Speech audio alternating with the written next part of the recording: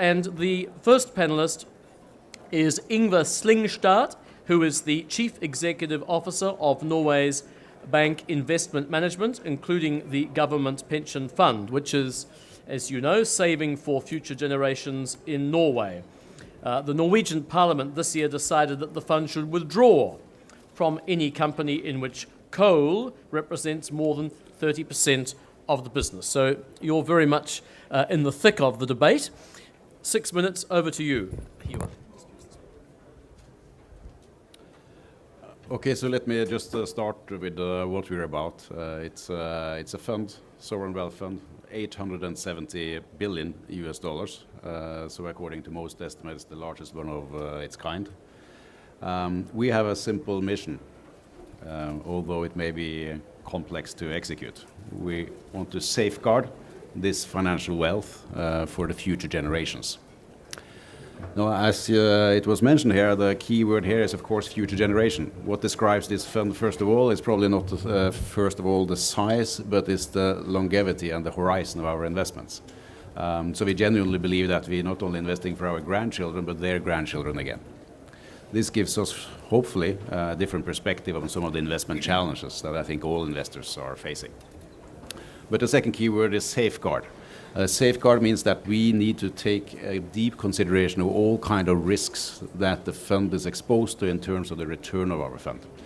So what does this really mean in practice? Well, it's really three levels. The first level is that we actually invested $550 billion US dollars of this in the equity market, divided on nearly 10,000 companies. We have an average ownership stake of 1.3%, so we basically own 1% of the world's listed companies. But it also means that we are invested in basically everything. We're invested in the world economy.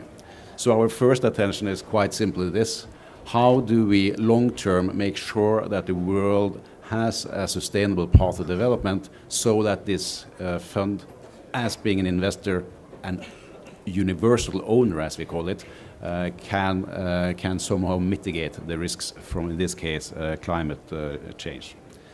But the second element is, of course, that within these funds, again, we have invested $100+ billion in the whole energy system. So this is, of course, a third of that is oil and gas companies.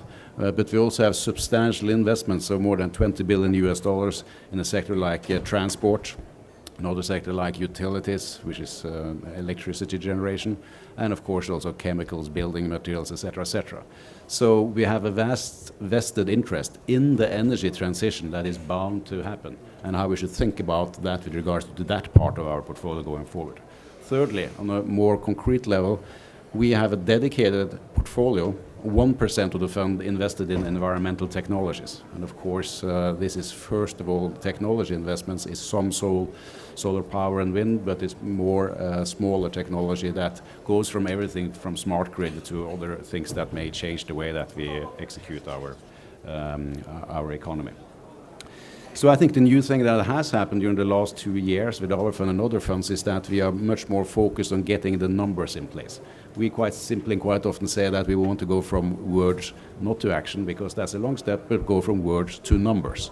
We need the data, and the data will be required both for our own risk management, but also for the company's risk management.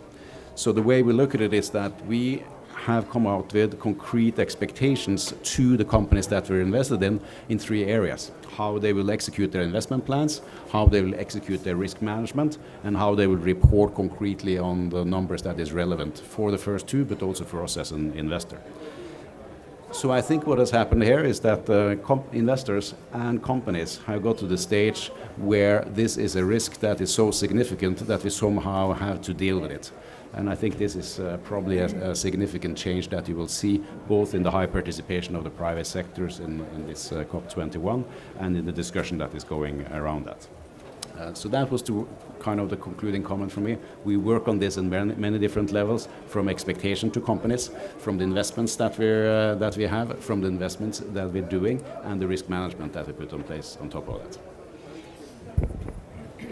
Thank you very much. I'm sure there will be questions